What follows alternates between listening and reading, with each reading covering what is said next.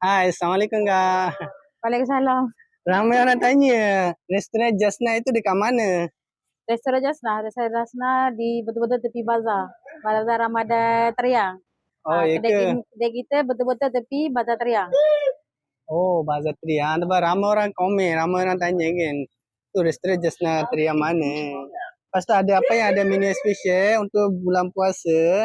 Boleh tahu? Ini biasa bulan puasa kali ni kita buat murtabak ayam, murtabak daging dengan nasi biryani ayam, daging dan kambing. Oh, Dan juga ada banyak lauk-lauk lah. okey. So, kambing dah habis lah? Kari kambing tinggal sikit je. Kita satu hari kita masak 4 kilo lah. Ni yang kita tinggal.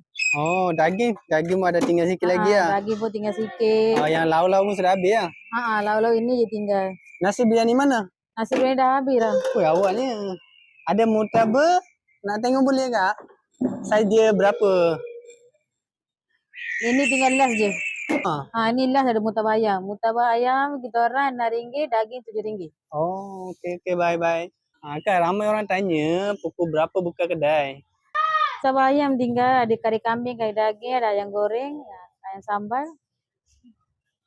Kedai kita buka waktu biasa, kita buka 7 pagi sampai 12 malam. Tapi untuk bulan Ramadan ni kita buka 2 petang sampai 2 pagi. Kedai kita menyediakan ada masakan panas, ada roti canai, ada goreng-goreng, ada masakan berlauk. Dan juga siapa nak berlepas boleh datang kedai kami. Halo, saya dah sampai Restoran Jasna.